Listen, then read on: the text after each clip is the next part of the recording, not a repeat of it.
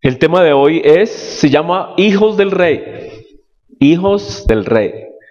Y cuando estaba pidiéndole a mi Padre Celestial que hablaba, que deseaba Él que yo dijera, estaba la noticia de unos hijos de jaques y de reyes de los países petroleros que tienen demasiado dinero, ¿no? Mucho dinero.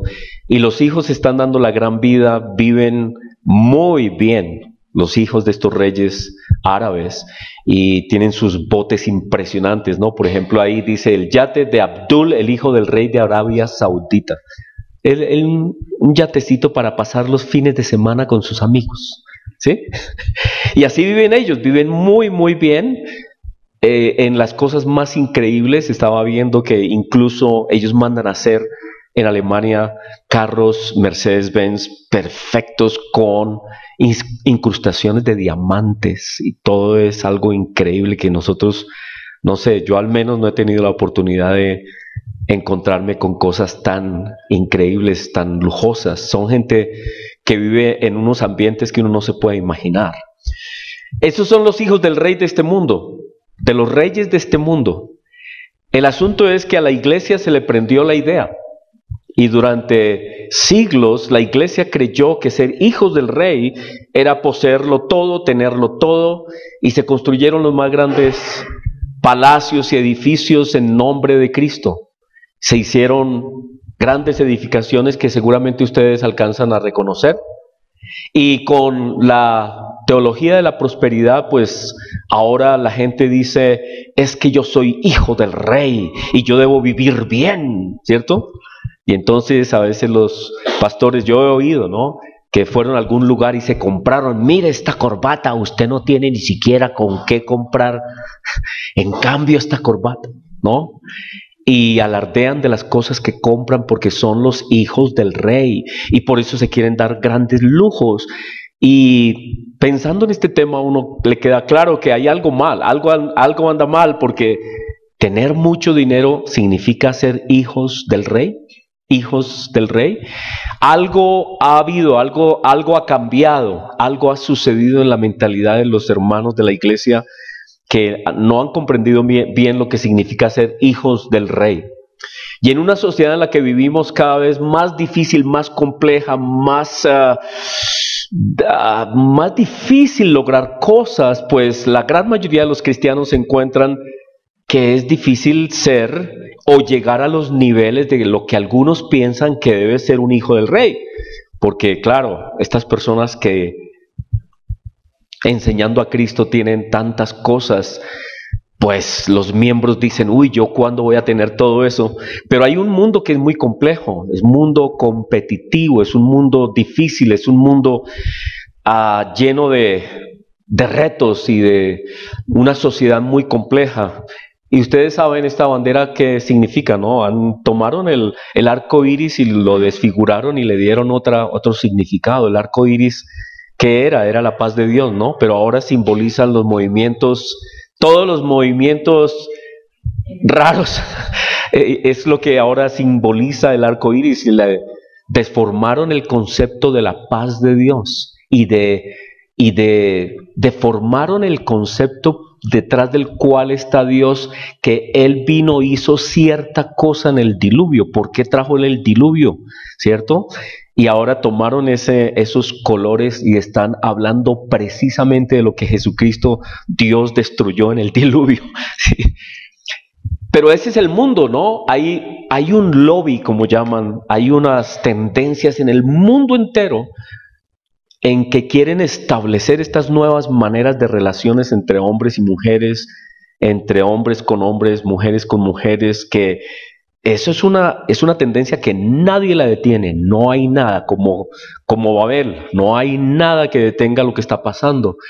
Y el mundo de la ciencia también es un mundo que siempre está diciendo que no hay Dios. El mundo de la multiplicidad de religiones e ideas religiosas. Estamos viviendo en un mundo complejo. Ya ser cristiano no es como tan admirado porque ha habido tantos malos ejemplos que la gente ya se ríe del mundo cristiano. Nuestros jóvenes están creciendo en universidades donde les están enseñando un desprecio por el cristianismo y están creciendo con un miedo a ser cristianos porque la sociedad los condena todo el tiempo. Y tenemos un mundo en guerra y tenemos un mundo en desplazamiento, un mundo que desplaza a sus ciudadanos. Aquí en Colombia, en muchos lugares, la gente es desplazada, es asesinada. Y tenemos un mundo muy peligroso, donde en cualquier momento, cualquier cosa que usted haga, tenga cuidado en las calles, porque si usted le llama la atención a algún muchacho que de pronto está por ahí orinando en una esquina, cuidado, ese muchacho saca un cuchillo y se le viene directamente al corazón, ¿no? Eso es lo que hemos visto en Bogotá, ¿o no? ¿Se acuerdan de este muchacho que lo mataron en un Transmilenio porque le llamó la atención a un muchacho que estaba precisamente orinando en el Transmilenio o en una vía de los Transmilenios? Así que estamos en un mundo muy complejo y la gente dice, soy hijo del rey, pero no pueden lograr las cosas que ellos creen o que les han enseñado que deben vivir, que la prosperidad y todo lo demás. No lo pueden lograr, no lo pueden alcanzar. Las fuentes de empleo son muy limitadas y estamos todos apretados y dicen, bueno, entonces, ¿qué significa ser hijo del rey? ¿No? Porque aquí el único que está como bien es el pastor. Sí. Y eso me hace acordar de un cuento, ¿no? De un cuento es que llegó una persona y tocó en un monasterio, tocó y salió una persona, un monje de esos pálidos, todos pasados y todo chupado, ¿no? Así como chupado. Y esta persona le pregunta, ¿quién vive aquí? Y el monje ese así todo pálido dice, bueno, vivir. El padre mayor, solamente el que estaba encargado de todo el monasterio, el resto sobrevivía. Y así pasa, ¿no? Que la gente dice, soy hijo del rey, pero ¿qué significa eso? Porque yo no alcanzo a tener las cosas que estoy viendo que otras personas tienen. Hay una película que, no sé si ustedes la vieron. ¿Vieron la película de El Príncipe y el Mendigo? ¿La vieron? Es un clásico, Nosotros la vimos hace años con Paulinita y cuando le estaba contando yo el sermón a Paulinita, estaba practicando mi sermón y le decía a Paulinita de este ejemplo y me decía, tenemos que sentarnos a ver otra vez esta película, muy linda. Y El Príncipe y el Mendigo es un libro escrito por Mark Twain. Es un libro inicialmente y este hombre, Mark Twain, nació en 1831, 1856, 57 escribió esta novela. Él escribió muchas novelas escribió y escribió esta novela. Y la novela sucede, o el drama o el cuento sucede en la época del rey Enrique VIII. Y él vivió en el siglo XVI, Enrique VIII vive en el siglo XVI, y él cuenta esta historia, que claro es una novela, se la imagina Mark Twain, y es de un muchacho que era idéntico al hijo del rey, y este muchacho se llamaba Tom, y el hijo del rey se llamaba Eduardo. Y una vez este muchacho Tom llegó allí a las puertas del palacio, ¿cierto? Y los soldados, quítate de aquí, pero estaba Eduardo, el otro niño de 14 años, ambos tienen 14 años, Tom y Eduardo tienen 14 años, y Eduardo, el hijo del rey, ve al muchacho ahí, lo llama y lo invita al palacio, se ponen a jugar todo el día, pasan un día extraordinario, llega la noche y el muchacho se tiene que ir, Tom se tiene que ir, pero Eduardo está triste porque su vida en el palacio era muy sombría, era como todo muy triste y todo demás, y haber pasado tiempo con este muchacho y todo lo que el muchacho le contó y las cosas que el niño le cuenta de lo que eran sus papás y todo demás. Entonces Eduardo tiene una idea loca y dice, ¿por qué tú no te vistes como yo y yo como tú? Ya que somos iguales, ¿no? Y entonces Tom, que es el plebeyo, el pobre, se viste de príncipe, y el príncipe Eduardo se viste de plebeyo y se devuelve a la casa donde estaba el muchacho, y esa es toda la trama, ¿no? La trama es cómo este príncipe tiene que vivir en unas circunstancias que no conocía, y a través de esas circunstancias conoce su pueblo, sufre con su pueblo y llora con su pueblo, pero también el pueblo y los padres y la gente que conocía a Tom estaban asombrados, ¿qué le pasó a Tom? Porque este muchacho hablaba bien, se comportaba bien, era sabio, era distinto. De un momento a otro tenía una realeza en él tan especial. No era ese Tom que conocían. Se manejaba, se comportaba como un rey. Y pues les llamaba mucho la atención, pero nadie caía en cuenta de lo que estaba pasando hasta que se levantó un complot en el palacio. En el palacio hubo un complot y querían derrocar al rey. Querían derrocar al rey. Y para derrocar al rey comenzaron secuestrando a Tom, que creían que era Eduardo. Y el muchacho en medio de la prueba dice, no, yo no soy el príncipe, yo no soy el príncipe está en otra parte, y confiesa todo. Dice, lo que pasa es que nos pusimos de acuerdo y Eduardo está con mi familia, yo no soy Eduardo, yo soy Tom. Y entonces los que estaban en el complot dijeron, uy, ¿y ahora qué hacemos, no? Mientras tanto, Eduardo se ha ganado el favor del pueblo entero, que se ha enterado ya que ciertamente ese Tom no era Tom, era Eduardo, el hijo del rey. Y todos dicen, este es el rey que queríamos, este es el rey que queremos. Y toda la población entonces respaldan a Eduardo, vienen al palacio y derrocan todas las intenciones malas de los que querían acabar con el reinado de Eduardo, de Enrique VIII. Y el tema aquí central es que este príncipe tuvo que vivir en medio de su pueblo desconocido, pero era rey, y siempre se comportó como rey. Y vivió como rey en medio de las circunstancias de su pueblo que no lo veía como rey. Y me gustó mucho el ejemplo porque algo parecido está sucediendo con nosotros hoy.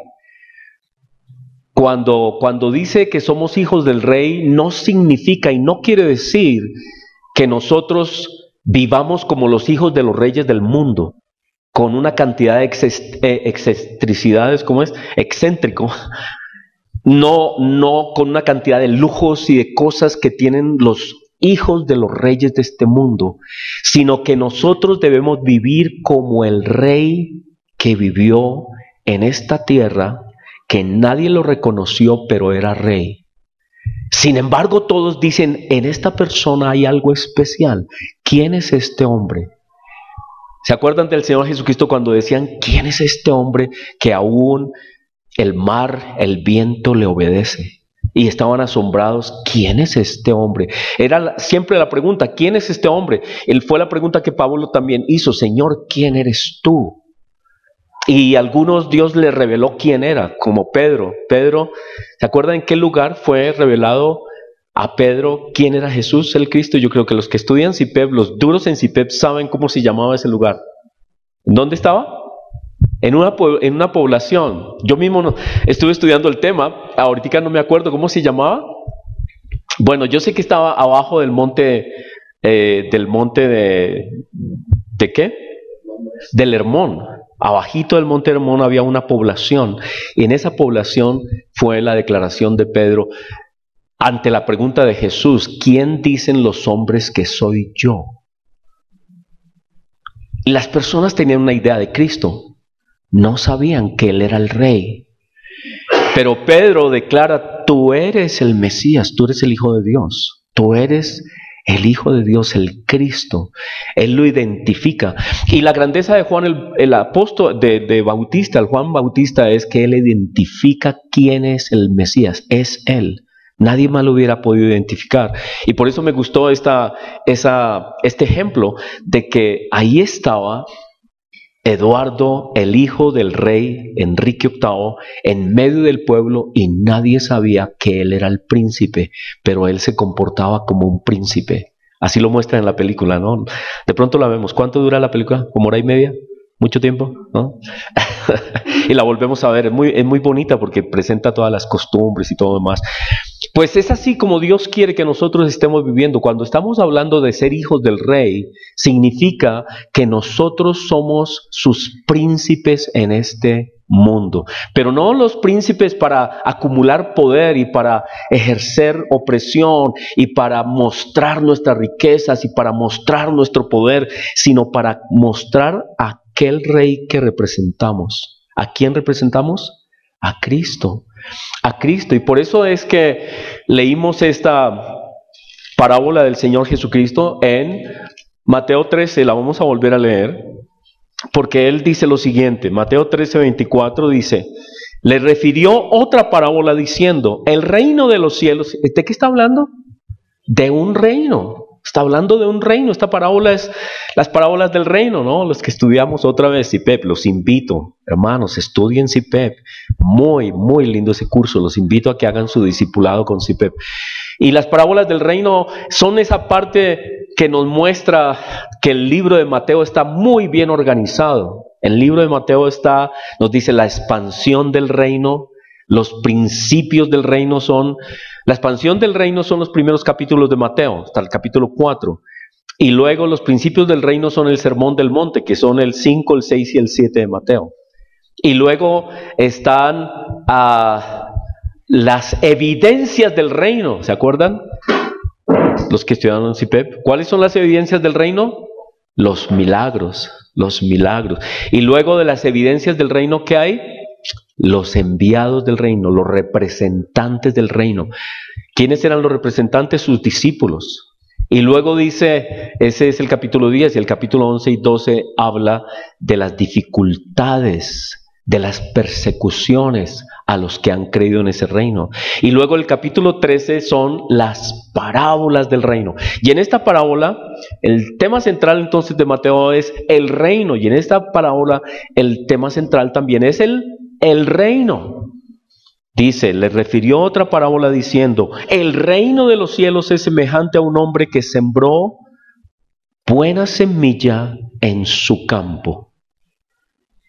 Pero mientras dormían los hombres, vino su enemigo y sembró cizaña entre el trigo y se fue. Y aquí hace una referencia al inicio de las cosas, como Dios creó al ser humano, cómo Satanás transformó para mal, tentó, hizo caer al ser humano y sembró el mal y la muerte. Mientras dormían, es decir, podemos decir, se descuidaron a Adán y Eva, vino el enemigo, sembró cizaña entre el trigo y se fue. Y cuando salió la hierba y cuando comenzó a brotar el mal en el mundo, cuando comenzaron los asesinatos, las locuras, las maldades en el mundo, cuando salió la hierba y dio fruto, entonces apareció la cizaña. Y vinieron entonces los siervos del padre de familia y le dijeron, Señor, ¿qué es esto? Y es la pregunta de todos los cristianos, ¿no? Señor, yo no entiendo, si tú estás a cargo, si tú eres Dios, ¿por qué el mundo está como está?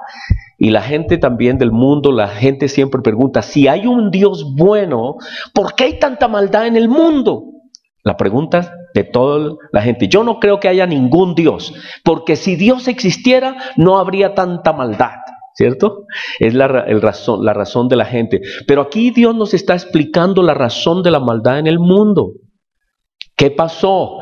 Que hubo alguien que se durmió.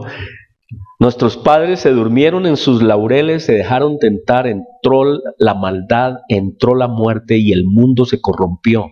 Y hay cizaña por todas partes en nuestro mundo. Eso no lo hizo Dios. ¿Quién lo hizo? El malo. ¿Y quién lo hizo? Lo permitió los hombres, el ser humano. El ser humano no le creyó a Dios y permitieron la cizaña en el mundo. Y la cizaña tiene su fruto. La cizaña tiene su fruto. Vinieron entonces los siervos del padre de familia y le dijeron, Señor, ¿no sembraste buena semilla en tu campo? Como, Señor, ¿acaso tú no hiciste el mundo? ¿Acaso tú no hiciste todas las cosas? ¿Acaso tú no eres el Dios de todas las cosas? ¿Tú hiciste a Adán y Eva? ¿Tú hiciste todas las cosas buenas? No entendemos la cizaña. ¿Estás tú involucrado en esto? Y Dios dice, no, yo no creé la cizaña, yo no creé la maldad. El hombre ha permitido que entre la cizaña al mundo. Le preguntaron a Dios, ¿de dónde salió la cizaña? ¿No sembraste buena semilla en tu campo? Aquí queda claro, Dios sembró buena semilla en su campo. ¿De dónde pues tiene cizaña? Y Él les dijo, un enemigo ha hecho esto. Y los siervos le dijeron, ¿quieren pues que vayamos y la arranquemos? la actitud del ser humano ha sido esa. Bueno, Señor, entonces, como hay maldad, matemos a todos los malos, ¿cierto? A veces como el deseo de los buenos, querer acabar de una vez con los malos a través de matemos a todo el mundo. Y no nos damos cuenta que es así, nos haríamos tan perversos como los más perversos del mundo, ¿cierto? Porque no es la salida. No es la salida. Dios dice, no, deja eso, que yo soy el que me voy a encargar de este tema. Y Dios nos dice algo impresionante, nos dice aquí, miren, la cizaña va a estar siempre con ustedes y no le corresponde a ustedes matar a nadie, ni destruir a nadie, ni acabar todavía con la cizaña. Esa es una cosa que yo lo voy a hacer. A usted le corresponde vivir como trigo. A usted le corresponde vivir como trigo en medio de la cizaña. Dios no nos va a quitar la cizaña. Y Él dijo, están en el mundo, pero no son del mundo. Y por eso es que esos movimientos radicales que quieren que acabar con esto, que vamos a marchar contra los homosexuales, yo no estoy de acuerdo con eso, porque Dios no nos mandó a acabarlos y a perseguirlos, a asesinarlos o matarlos. Dios nos mandó a amarlos, y eso sí que es difícil, ¿no? Es difícil. Y a veces los movimientos que hay en contra de toda esta gente, lo que hacen es crear unos odios y unas rabias que no son cristianas. No son cristianas, y se levantan unas actitudes perversas y nos volvemos tan perversos como el pecado que queremos acabar. ¿Sí me entienden? A veces decimos, ay no, es que eso no es de Dios, que no sé qué, y vamos a acabar con todo eso. Pero Dios dice, a ver, usted, ¿cómo va a acabar con eso? ¿Va a qué? ¿Va a meterlos a dónde? ¿Los va a colgar a todos o qué? ¿Los va a matar a todos o qué? ¿Cómo va a hacer con eso? Y es complejo ese tema. Nosotros nos reunimos los pastores, nos estamos reuniendo una vez al mes con un grupo de pastores, estos temas los tocamos. Y hay algunos pastores supremamente radicales. Y dicen, sí, hermano, es que tenemos que llegar allá, al frente, y dirigir este país, y vamos a ser políticos. Bueno, yo les resumo las ideas. Y vamos a acabar con todo, con esta locura y con aquella. Y yo digo, miren, ni la ley de Dios pudo con esto. Es un asunto del espíritu. No se trata de cuántas buenas leyes vamos a pasar. Porque la ley externa no cambia el corazón interno, y esto es del espíritu, no de la carne. Hermano, ¿para qué? Es el asunto de la política, que están más de uno tentado. Están muchos pastores en este momento muy tentados, involucrados en la política. Y uno pues tiene que respetar, ¿no? Ellos tienen sus argumentos, parecen todos muy buenos. Pero Dios dice aquí lo siguiente, dice, versículo 28, un enemigo ha hecho esto, y los siervos le dijeron, ¿quieres pues que vayamos y arranquemos esto? Esa es como la actitud de algunos, no, arranquemos esto, acabemos con esto. Y él les dijo, no. Imagínense, dice, no. Yo lo he interpretado como, no es el tiempo. No es el tiempo. Dice, no sea que al arrancar la cizaña arranquéis también con ella el trigo. Lo que Dios nos está diciendo es que en este mundo, que es muy complejo, es muy difícil, es lleno de locuras y de cosas, en este mundo no sabemos realmente en qué momento una persona que puede ser hoy malo se puede transformar. Y puede arrepentirse, y puede cambiar. ¿Será que las personas se pueden arrepentir? ¿Y qué tal que yo mate a alguien que se iba a arrepentir? ¿Sí me entiende? Espérate, no, deja ahí, deja, porque una persona mientras que esté viva puede cambiar y se puede arrepentir.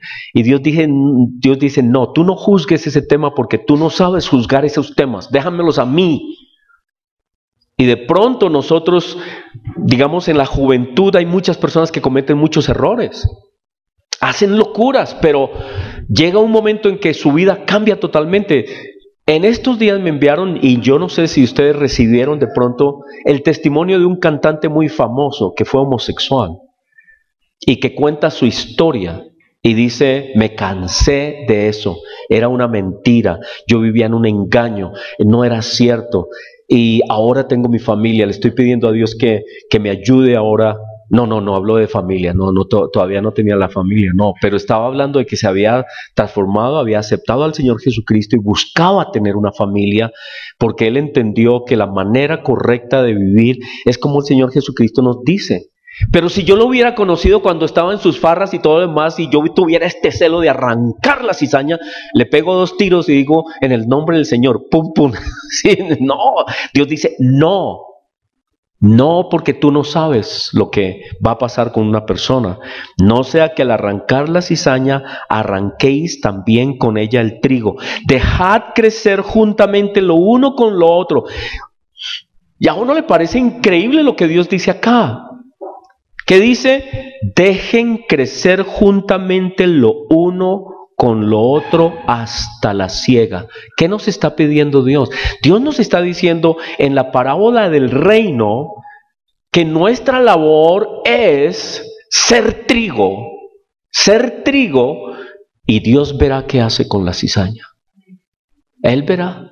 ¿Cuál es mi papel? Ser trigo. Y si hay una persona mala y aquí hay otra mala y otra mala, yo soy trigo. Ojalá mi luz, mi vida, ilumine, transforme, cambie, impacte a estas personas que son cizaña. Pero no es de mí perseguir, ¿sí? Ni darles palo, ni siquiera condenar.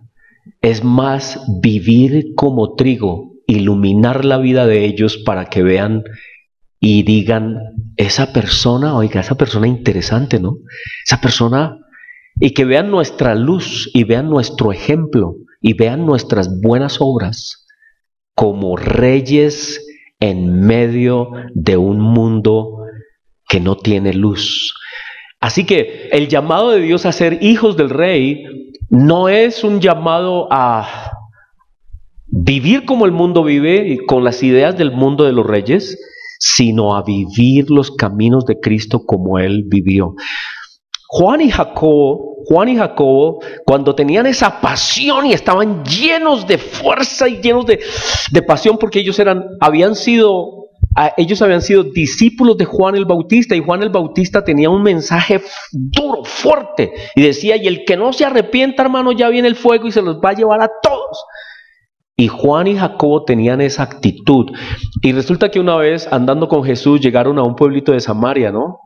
Y no los recibieron bien. Y el Juan y el Jacobo dijeron, Señor, ¿quieres que hagamos descender fuego y acabemos con toda esta chusma? Sí, porque yo me imagino al Juan y al Jacobo bravos y llenos de ese celo que algunos cristianos tienen. ¿Quieres que hagamos descender fuego y que todo esto quede chamuscado? ¿Cómo se atreven a hablar así contra ti? Y el Señor Jesucristo, ¿qué les dijo? Les dijo, un momentico, pare ahí. Ustedes no saben de qué espíritu son. Yo no he venido a perder las almas de los hombres, he venido a salvar. Y Cristo nos dio un ejemplo de cómo Él mismo pudo haber destruido a quien fuera. Cuando estaba siendo llevado a la cruz, Él mismo le dijo a Pedro, que había sacado una espadotota por ahí, y le quitó. ¿Fue a Pedro? Que le quitó una oreja a un señor que se llamaba Malco, ¿no? Llegó y ¡guáquete! Le voló la oreja. Que donde se vuelve un poquito aquí lo deja así como en las películas en unas películas que he visto del Terminator, que le mitad de cabecita para cada lado. Y el Señor Jesucristo, ¿qué le dijo a Pedro? Le dijo, Pedro, ¿tú no crees que si yo le pidiera a mi Padre, me enviaría cuántas? 12 legiones, ejércitos de ángeles, acabaríamos con esto ya. Pero Pedro, ¿y las escrituras? Se tienen que cumplir las escrituras. Así que el Señor Jesucristo mismo, teniendo todo el poder de haber destruido las cosas, no lo hizo. ¿Podemos aprender nosotros algo de eso? Porque a mí también a veces, ¿no? A veces uno quisiera acabar con todo, ¿cierto? Pero Dios me dice, no, Héctor, esa no es tu función. Tu función es ser trigo. Tu función es ser luz. Guarda tu rabia, guarda tu enojo, guarda tu deseo de despescoestripar a los malos. Guárdalo y tú sé luz en el mundo. Eso es ser hijo del Rey. Eso es lo que se llama ser hijos del Rey. Porque a veces yo me saludo con algunos hermanos y, hola hermano, ¿cómo estás? Dice, bien hermano, aquí como hijo del Rey, ¿no? Y bien chévere, como bonito, dice, es que estoy, vea, bien, mire mi carro, mire, bien, bien. Y yo digo, ¿es eso ser hijo del Rey?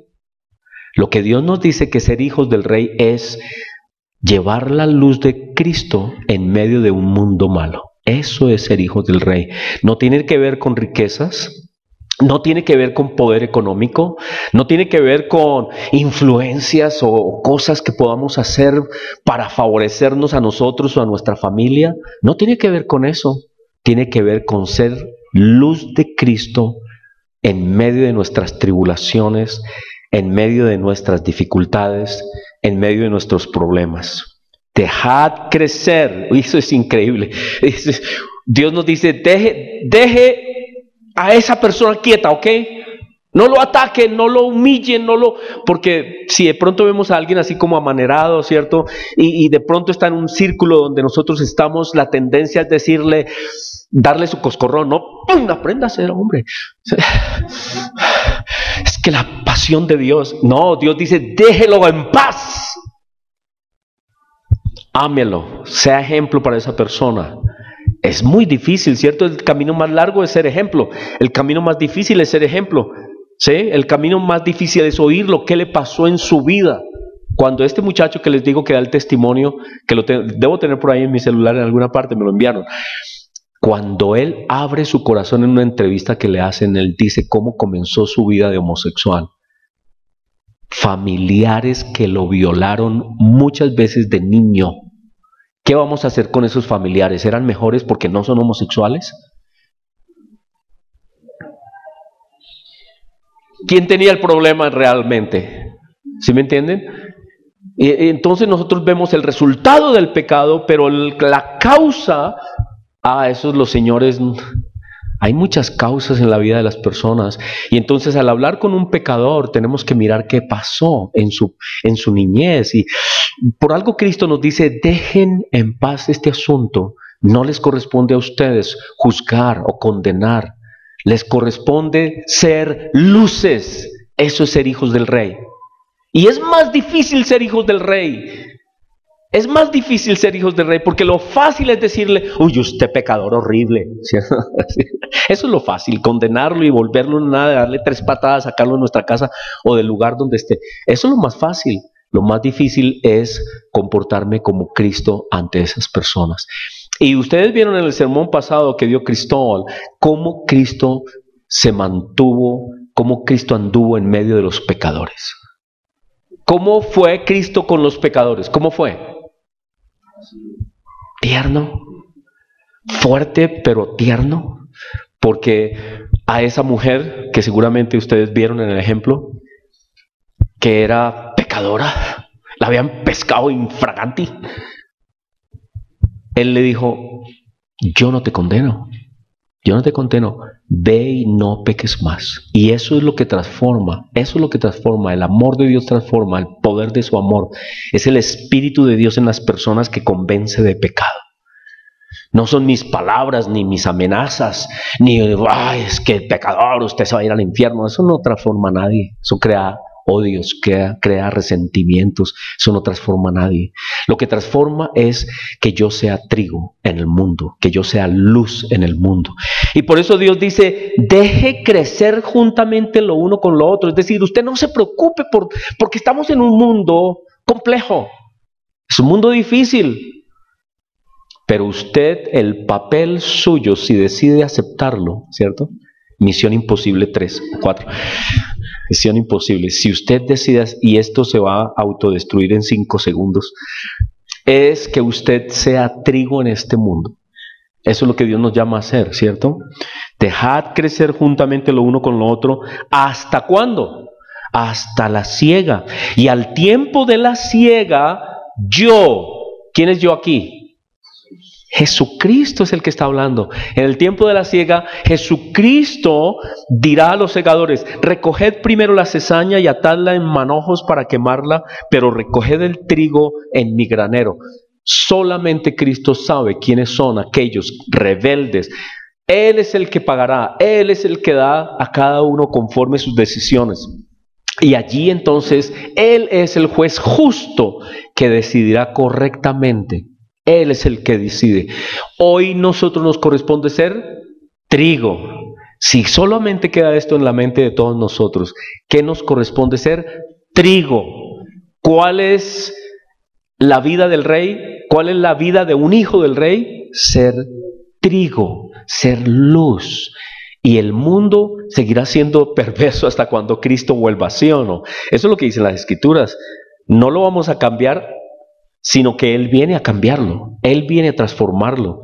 Ahora, nosotros sí lo podemos cambiar, pero no es a la fuerza, y no es a través de violencia, y no es a través de perseguir a nadie, y no es a través de arrancar la cizaña. Y arrancar aquí quiere decir quitarle la vida a nadie. No, Dios no nos ha mandado a eso. Hubo un tiempo en que la iglesia en Europa pensaba que ellos tenían esa autoridad y mataron y persiguieron y declararon a todas las mujeres brujas, ¿no? ¿Cierto? Es en serio, uno no cree, pero ellos tenían una idea de que el origen del mal eran las mujeres. Es en serio, lean la historia de esos tiempos y esos siglos oscuros, y ellos decían, es que Eva es el pecado en pasta y todas las Evas son las mismas. Y ellos, una idea impresionante, y perseguían y las quemaban en hogueras y a todo el mundo, y torturaban en nombre de Cristo. ¿Por qué? Porque ellos creían que tenían en su deber erradicar el mal. ¿Y qué hicieron? Un desastre. Un desastre. Tan grave desastre cometieron que Europa después no quiso saber nada de Dios. Ni hoy la gente quiere saber nada de religión en Europa. Muy pocos. Las iglesias cristianas son muy pequeñas y nadie quiere saber de ese Dios, ¿no? Nadie quiere saber de ese Dios. ¿Por qué? Porque hubo gente así que quiso erradicar a través de la persecución. La iglesia católica cometió muchos errores. Muy bien. Entonces, es el Señor Jesucristo el que va a decidir eso. Y el último ejemplo que tengo con respecto al tema de ser reyes y tener la vida de reyes en medio de las pruebas, es como vivió una iglesia que al mundo y a nosotros nos parecería increíble, pero es un ejemplo. Y es difícil. Está en Apocalipsis capítulo 2 y es la iglesia de Esmirna. Apocalipsis 2, vamos a leer. Dice así, versículo 8. Apocalipsis 2, 8. Dice, escribe al ángel de la iglesia en Esmirna, el primero y el postrero, el que estuvo muerto y vivió, dice esto. Mire lo que le dice a la iglesia. Yo conozco tus obras y tu tribulación y tu pobreza, pero ¿qué dice entre comillas, entre paréntesis? Pero tú eres rico. Aquí tenemos el caso exacto de el mendigo, el rico y el mendigo, o el mendigo y el príncipe y el mendigo es el título de la película, porque esta iglesia es una iglesia que vive en el mundo siendo ricos, aunque en el mundo son pobres. Y el mundo la ve a través de los ojos del mundo, la ve y le tiene lástima. Y la ve y dice, pobrecitos, pobrecitos, ¿cierto?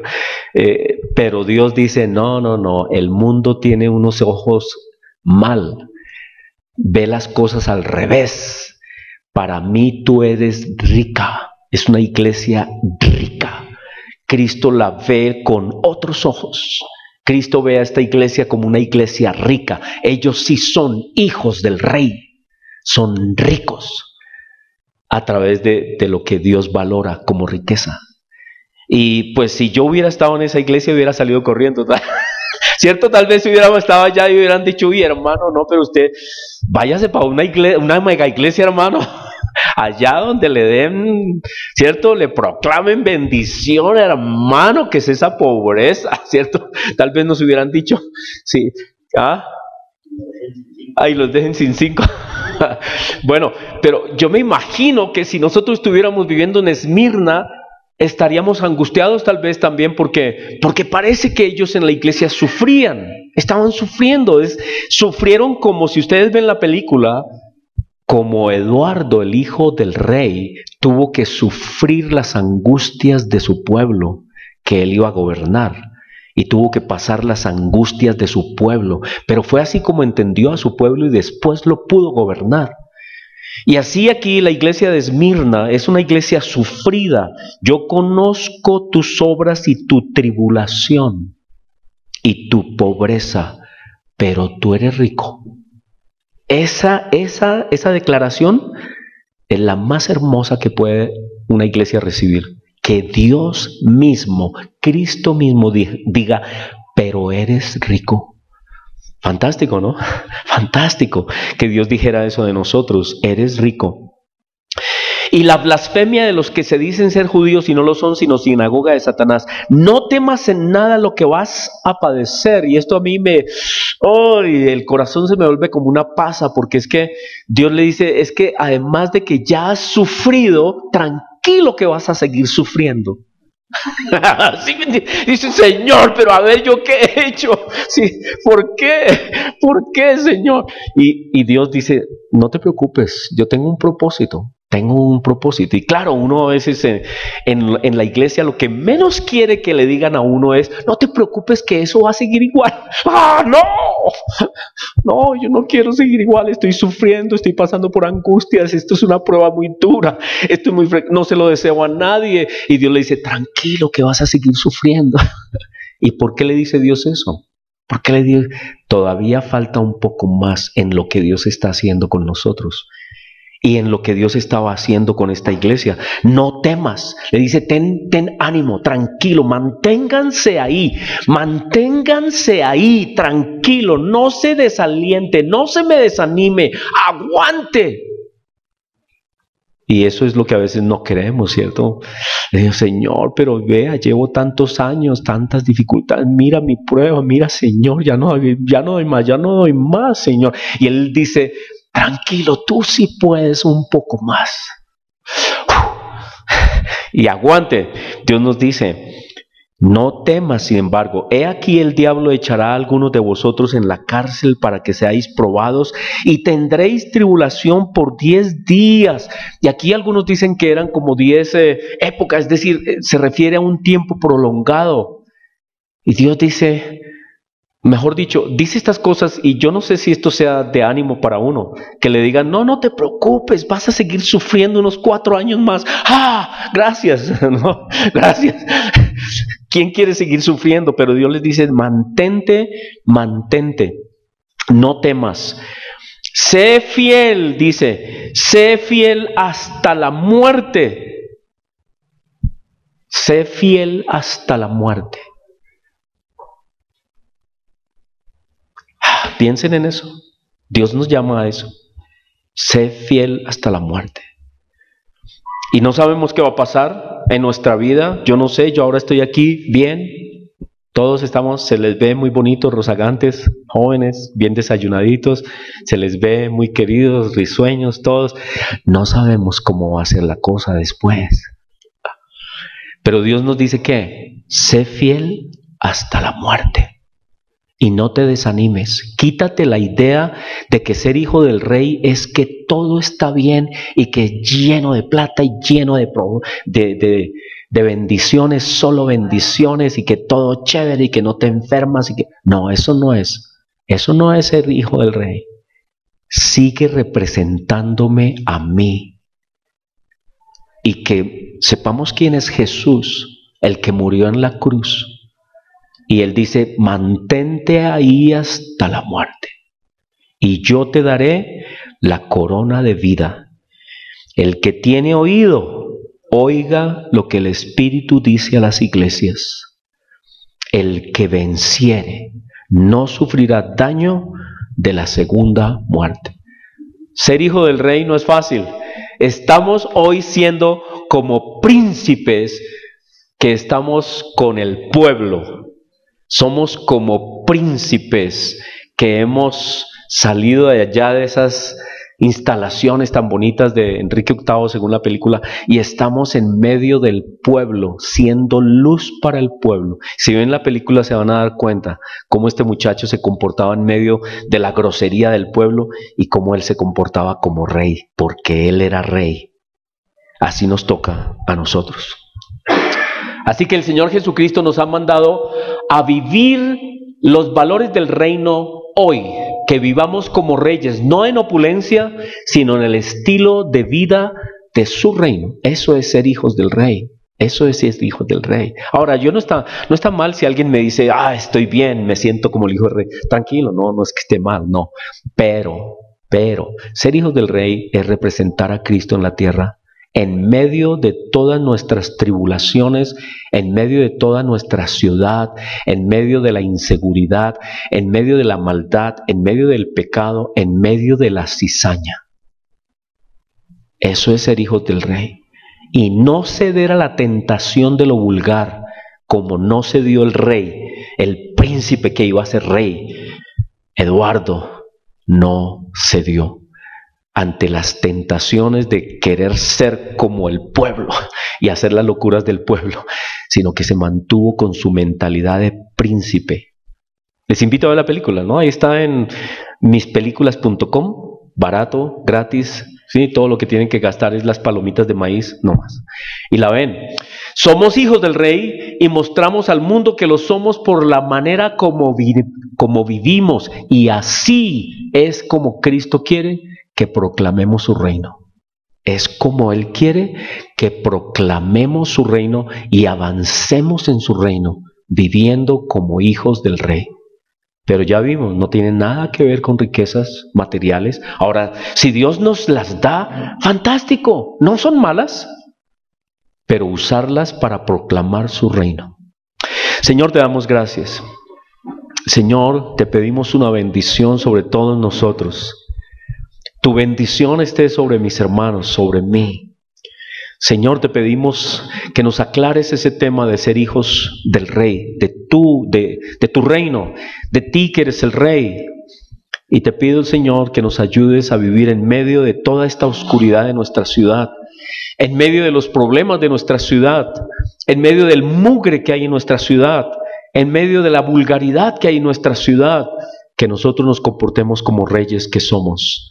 Porque tú nos has declarado así, reyes y sacerdotes. Y yo deseo, Señor, que mis hermanos tengan en su corazón esa claridad, que vivan como reyes, como verdaderos hijos del Rey. Bendice a mis hermanos, Señor, bendícelos. Tu bendición esté sobre cada uno de mis hermanos, para que tengan esa claridad, para que en su casa, en su trabajo, en su vida, en todo lo que hagan, en sus palabras, que es donde más fallamos, porque eso dice Santiago, que no hay persona que no haya ofendido con sus palabras. Que tú nos ayudes a ir creciendo para ir bendiciendo y diciendo cosas que representen tu reino. Que mis hermanos sean representantes de tu reino. Que mis hermanos y yo seamos hijos tuyos, hijos del Rey.